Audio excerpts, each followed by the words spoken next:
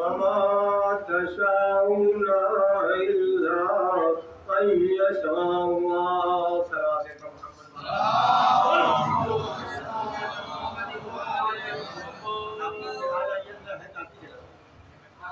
سلیم آگے آ جاؤ. نعرہ سلام. ایک بار آواز کرو.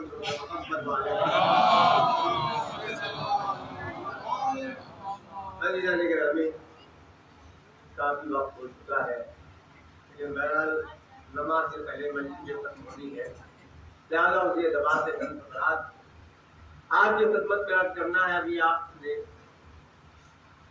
بہترین مرثیہ سماعت فرمایا اور مرثیے سے پہلے طیب صاحب کا سلام بھی آپ نے سماعت فرمایا، اور سلام میں اس بات کی توجہ تھی کہ آل محمد کی بس ایک نظر کرم ہو جائے. ہر شاعر عزیزان گرامی، چاہے وہ ذاکر ہو چاہے وہ شاعر ہو، ہر آدمی یہی چاہتا ہے، دعا کرتا ہے کہ ایک نگاہ کرم آل محمد ڈال دے، بس ہم کامیاب ہو جائیں گے. بالکل سے وہی معاملہ ہے. سلام سننے کے بعد جیسے میر صاحب کا کلام ان کا رکھ کے سامنے یہ اشعار کہے گئے ہوں، اس لیے کہ میر صاحب کا وہ بڑا مشہور مرثیہ ہے کہ نمک خوانے تکلم ہے فصاحت میری، نمک خوانے تکلم ہے فصاحت میری، اور ناطق بند ہے سن سن کے بلاغت میری. اسی مرثیے میں میر انیس نے عزیزان گرامی کیا کیا تھا؟ دعا مانگی باقاعدہ طور پر. اور کس موقع کا انتخاب کیا ہے؟ 3 شعبان کا انتخاب کیا. شاید میر صاحب کی نگاہوں میں یہ مرحلہ رہا ہو کہ جب فطرت کو سب کچھ مل سکتا ہے تو ہمیں کیوں نہیں مل سکتا ہے. یہی جذبے کے تحت کئی جو ہے وہ بند کہہ ڈالے، اور آخر میں جو جملہ کہا تھا یہ، اے میرے معبود میرے کلام کو ایسی روشنی دے دے کہ جب تک تیرے سورج میں روشنی باقی رہے میرے کلام میں بھی تاثیر باقی رہے. محمد والے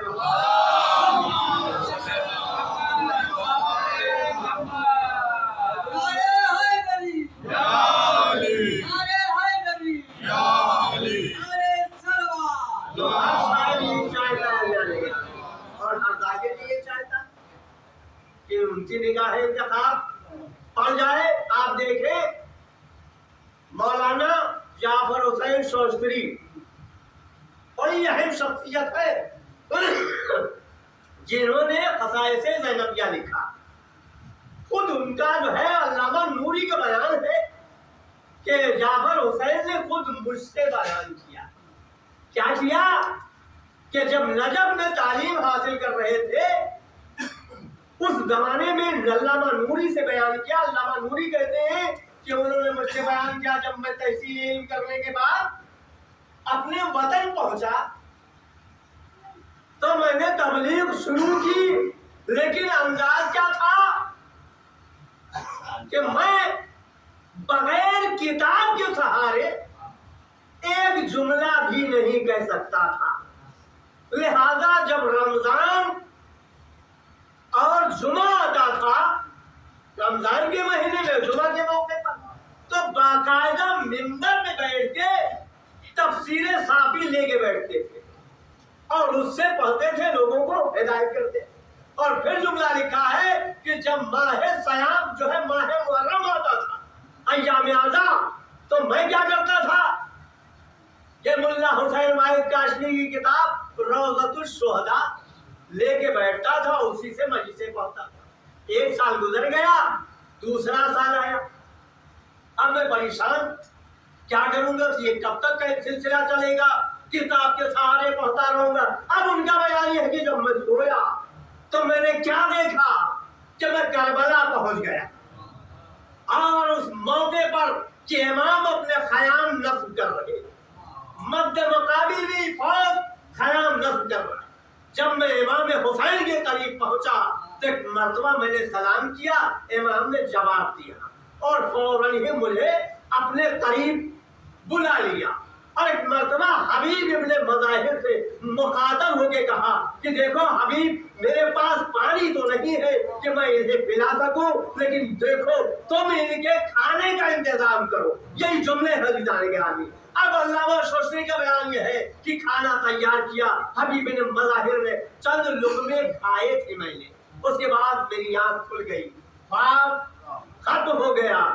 بس اسی دن کے بعد سے میری زاگری دن بدن آگے بڑھتی رہی۔ تو کہنے کا مطلب یہ ہے جب تک آل محمد نہیں چاہتے کوئی کامیاب نہیں ہو سکتا ہے جو محمد والے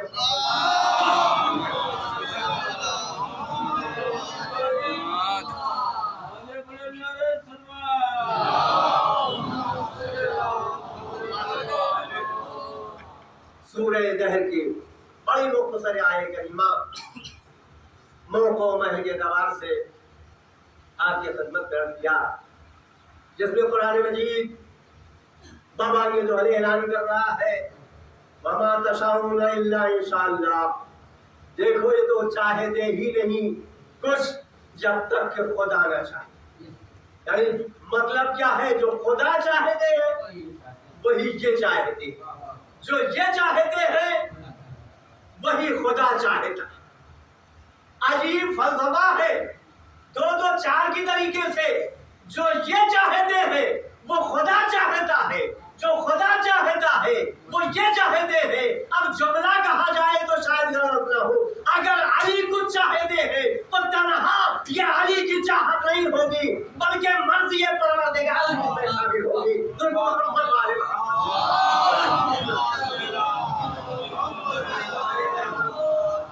اگر مولا کائنات علی ابن ابی طالب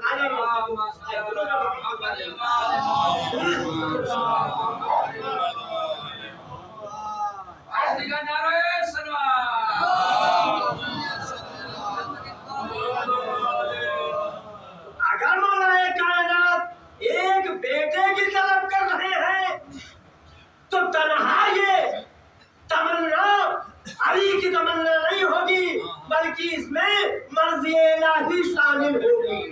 لیکن یہیں پر ان کے جملہ کہنے کو یہ چاہتا ہے، ایک طرف مولا کائنات کی تمنا اور ایک طرف تاریخ میں نہ جانے کتنے انبیاء کی تمنا، انبیاء کی تمنا ایک طرف لائن لگی ہوئی ہے، زکریا ہے، یحییٰ ہے، نوح ہے، کون کون، لیکن تمنا کے میدان میں علی تنہا دکھائی دے رہے ہیں، منفرد دکھائی دے رہے ہیں۔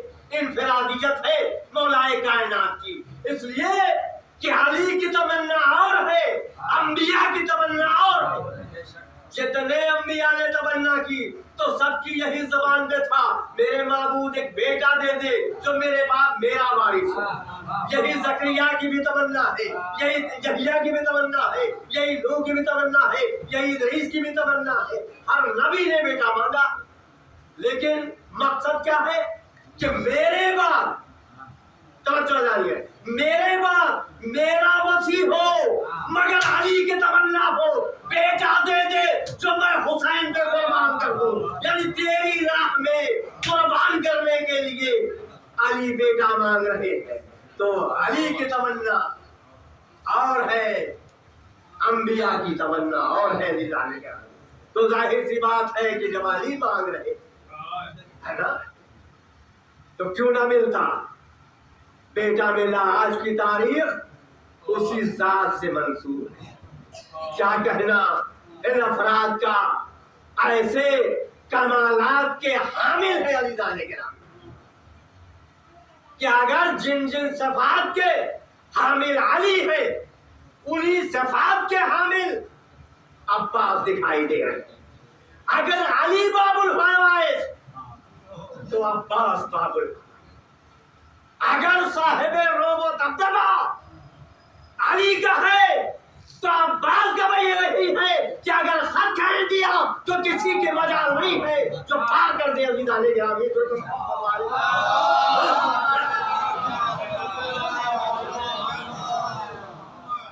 شجاعت میں دبدبے میں بھی ایک جیسے مولا کائنات کی دیکھیں شجاعت دبدبا اور یہ بھی حقیقت ہے عالم وجود سے پہلے بھی دبدبا قائم جب عالم وجود میں آ گئے تب بھی قائم کائنات سے چلے گئے تب بھی قائم ایک جیسا ایک چھوٹا سا واقعہ دیکھیں ثبوت کے طور پر مرہ ابن قیس ہے نا یہودی ہے بادشاہ دربار سجا ہوا ہے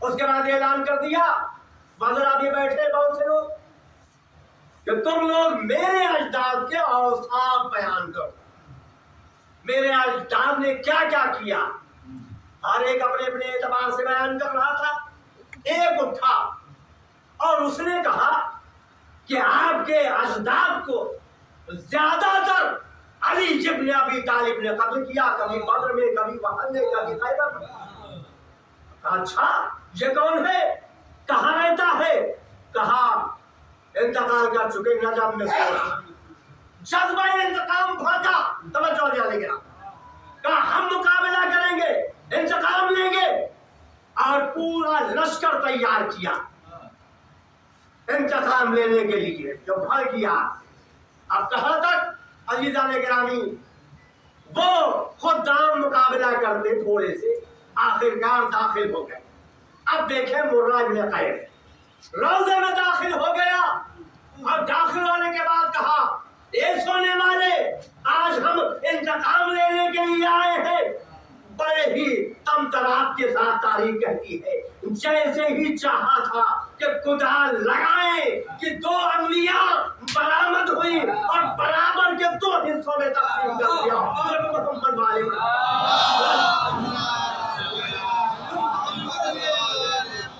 دو حصوں میں تقسیم کر دیا تو کیوں نہ تقسیم کرتے اس لیے یہ تو ہے ہی تقسیم النار والجنہ عزیزان گرامی تو دیکھیں شہادت کے بعد بھی یہ ملکہ پایا جاتا ہے تاریخ کا فکرہ ہے عزیزان گرامی کہ جنگ صفین ہے جنگ ہو رہی ہے اور عمر عاص نے معاویہ سے کہہ دیا کیا کہہ دیا کہ یہ تو جیسے لگ رہا ہے کہ دو علی ساتھ ساتھ لڑ رہے نقاب ڈالے چہرے پر معاویہ مسکرانا اور مسکرا کے کہا کیا تم چاہتے ہو کہ ہم بتائیں یہ علی ہے یا کوئی اور ہے کہا ہاں نسخہ بتاؤ معیار کیا ہے تو برجستہ نے کہا کہ جو کشتے ہیں ان کو تم تول لو اگر دونوں برابر ہو تو علی لڑ رہے ہیں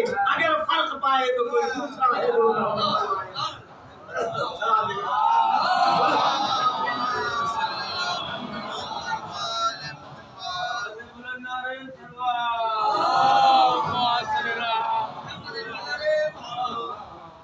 گرامی حقیقت میں بیٹا وارث ہوتا ہی ہے تمام سے بات دے جائے کہ ایسا جو مانگے پہ ملا جانے قربان ہو جائے عباس غازی پر جب ہم ملاتے ہیں باپ اور بیٹے کے کردار کو تو بڑی مماثلت ملتی ہے بڑی مطابقت ہے اگر علی کا کردار یہ ہے کہ سمٹتا ہے تو پورا قرآن بنتا ہے اگر پھیلتا ہے تو پورا قرآن بنتا ہے سمٹتا ہے تو ایک نقطے میں آ جاتا ہے نا یہی ہے بھائی انا نقطہ تحت الباء مولا کائنات تو یہی کیفیت عباس کی ہے عباس کے فضائل و مناقب جب پھیلتے ہیں تو کتابوں کی کتابیں تیار ہوتی ہیں اور جب سمٹتا ہے تو لفظ وفا بن جاتا ہے جو محمد والے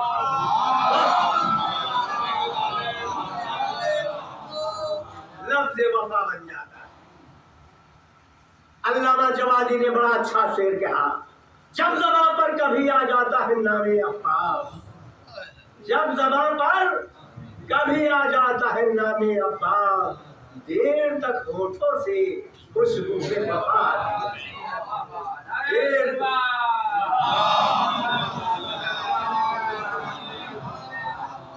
دیر تک ہونٹوں سے خوشبو ہے وفا آتی ہے۔ حقیقت یہ ہے ایسا وفاداری حق ادا کیا جس کا تصور نہیں ہو سکتا۔ تو جناب عباس کو چند چیزیں وراثت میں ملی ہے نا، چند چیزیں، حسن و جمال وراثت میں ملا، سبقائیت وراثت میں ملی، علمداری وراثت میں ملی، وفاداری وراثت میں ملی۔ عجیب و غریب انداز ہے وفاداری کا، یا لفظوں کو بدل کے کہا جائے کہ رسول کے ناصر کا نام ہے علی اور حسین کے ناصر کا نام ہے عباس، بالکل سے ملتا ہے۔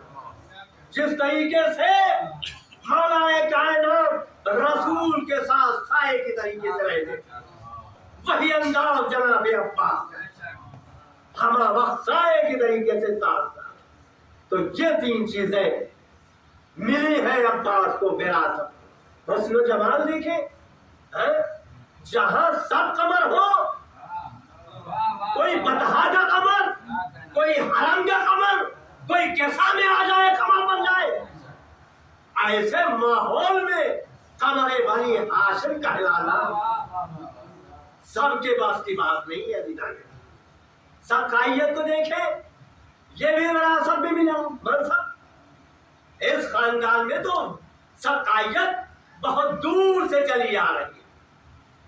جناب عبد المطلب ساقی الحدیث کہلاتے تھے، جناب ابو طالب حاجیوں کو پانی کے پلانے کے لیے باقاعدہ انتظام کرتے تھے، اور مولا کائنات پہ جانے قربان ہو جائے۔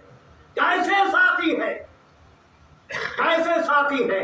ایک موقع چند فطرات میں دیکھے، جنگ بدر کا موقع ہے، پوری فوج جا رہی ہے، مولا کائنات ساتھ ساتھ ہے، اور لشکر پر پیاس کا غلبہ ہو گیا، پیاس کا غلبہ ہوا، یاری پیاس سے ہماری جانیں جا رہی ہیں۔ کہا جاؤ فلاں جگہ مقام پہ کنواں ہے، تلاش کرو۔ گئے، پتھر ہٹایا تو نہ ہٹا، مولا کائنات آگے بڑھے۔ تاریخ کہتی ہے کہ جب مولا کائنات گئے، پتھر ہٹایا، عرب کا کنواں، رسیاں محفوظ، اتر گئے، پانی بھرا اور لے کے چلے۔ بتا چودھری علیہ گرامی اسی موقع کی، اور جب چلے تک مرتبہ تیز ہوا آئی، علی رکے، ہوا کم ہوئی، علی پھر آگے بڑھے، پھر ہوا چلی، علی رک گئے۔ 3 مرتبہ ایسے ہی ہوا، اور جب پیغمبر کی خدمت میں پہنچے تو پیغمبر نے مسکرا کے کہا علی دیر کیوں ہو گئی آنے میں، وجہ کیا ہے؟ مولا کائنات نے کہا اللہ کے رسول آپ تو جانتے ہی ہیں، بہتر یہ ہے کہ اگر آپ میری زبان سے سننا چاہتے ہیں تو سنیں۔ کیا کہا کہ یہ 3 مرتبہ ہو گئی ہے؟ تو ہاتھوں کو جوڑ کے مولا کائنات نے کہا پھر کہ نہیں آقا، آپ کو تو علم نبوت ہے، مجھ سے بہتر آپ جانتے ہیں، آپ ہی بتا دیں۔ پیغمبر ہنستے ہوئے کہتے ہیں علی وہ ہوا نہ تھی بلکہ تمہارے اس اقدام پر اللہ نے جنت سے ملائکہ کو بھیجا تھا تمہارے استقبال کے لیے۔ نبی محمد والے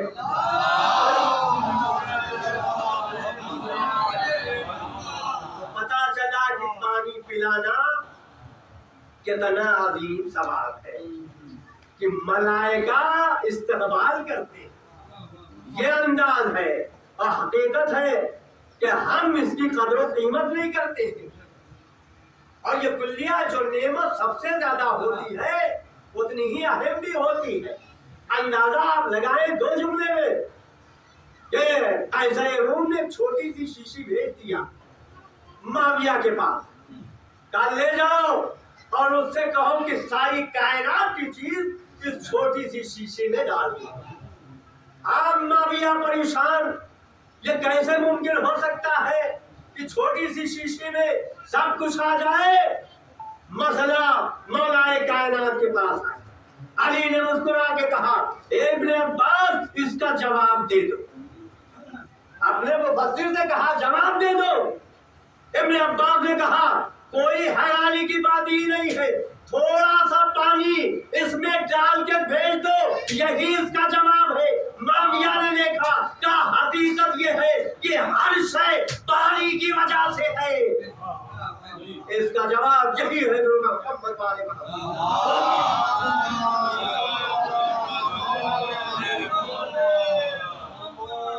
تو سقائیت بھی وراثت میں, علمداری بھی, میں نے زحمت تمام کیا لیا گیا, علمداری بھی عباس کو وراثت میں. یہ منصب بھی بڑا قدیم ہے, جناب ابراہیم سے چلا, آتے آتے مولا کائنات تک آیا. رسول نے ہر جنگ میں علی کو علمدار بنایا, لیکن حالات دوسرے تھے, ہے نا. لیکن علی کے بعد جب یہ منصب عباس نے سنبھالا, اللہ تو حالات دوسرے ہیں. بچے سدائے اللہ تک بلند کر رہے ہیں, ہائے پیار, ہائے پیار. اللہ اللہ, تاریخ بتاتی ہے کہ عباس آئے ہیں آقا کی خدمت میں. آقا اب دل سینے میں تنگی کر رہا ہے, اس لیے جہاد دے دیجئے, بس یہ سننا تھا. مولا نے عجب جملہ کہا, اے بھیا عباس تم تو میرے لشکر کے علمبردار ہو, میں تمہیں کیسے اجازت دے سکتا ہوں. یہ سننے کے بعد جناب عباس نے ایسا جملہ کہا جس سے لگتا ہے کہ کوئی سپاہی اپنا اسلحہ اتار کے قدموں پہ ڈالتے. آپ کیا کہتے ہیں آقا, جب لشکر ہی نہ رہا تو ہم علمداری کی سرتی کریں. آقا آپ جینے کی تمنا نہیں ہے. امام نے سنا کہا بھیا عباس بچوں کے لیے پانی کی سبیل کرتے جاؤ. بس یہ سننے کے بعد عباس نے مشق و علم سنبھالا اور چلے ہیں. تاریخ کہتی ہے ایک بلندی پہ آئے, آواز دیے فوج جفاکار, اگر تم میں دم ہو تو مجھے روکو. اس کے بعد گھوڑے کو ریڑھ لگایا, فرات میں پہنچے. کئی دن کا مشکل دار سوکھا ہوا عباس نے پڑا. اس کے بعد لے چلے ہیں, بس زبان پر ایک ہی جملہ ہے, اے میرے معبود کسی طریقے سے تھوڑا سا پانی حسین کے بچوں تک پہنچ جائے. اور ماں بے عزا, تاریخ کہتی ہے کہ عباس بڑھتے جا رہے تھے, بہتے جا رہے تھے. کبھی داہنا شانہ قلم ہوا, کبھی بایاں شانہ قلم ہوا. اس کے بعد ایک تیر آنکھ میں بھی لگ گیا, مشق و دانتوں سے سنبھالا. اور باب اعلیٰ ایسا موقع تھا کہ عباس ایک مرتبہ چاہتے ہیں اس تیر کو گھٹنوں کے سہارے سر کو چھکا کے نکالنا چاہتے ہیں کہ ایک ظالم نے ایسا گرد لگایا. عباس گھوڑے پہ سنبھل نہ سکے, زمین پر آئے, آواز دی آقا میری خبر لیجیے. اور باب عذاب دوسری جملے تاریخ کہتی یہاں تو بچے سہارے میں تھے کہ چچا پانی لا رہے ہیں, چچا پانی لا رہے ہیں. مگر حسین نے جب یہ سنا ہے تو ایک مرتبہ مرثیہ پڑھتے ہوئے چلے. کیا مرثیہ پڑھا, اے عباس ارے تمہاری موت نے میری کمر کو توڑ دیا ہے.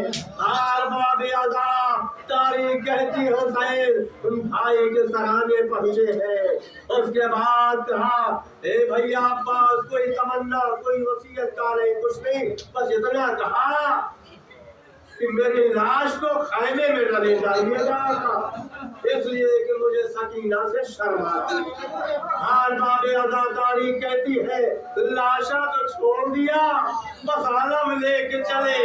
تاریخ کا جملہ ہے جب چھوٹے چھوٹے بچوں نے علم کو دیکھا آج پھر بن گئی, شاید چچا پانی لا رہے ہیں, چچا پانی لا رہے ہیں. اب جو بچوں نے دیکھا کہ آقا کے ہاتھ میں علم ہے, برجستہ سوال کیا اے آقا ارے چچا کہاں رہ گئے. حسین जवाब देते हैं तुम्हारे चचा नहर पे सो गए। बस अरबाब अज़ा इसी मंजिल के लिए मैंने ज़हमत दिया।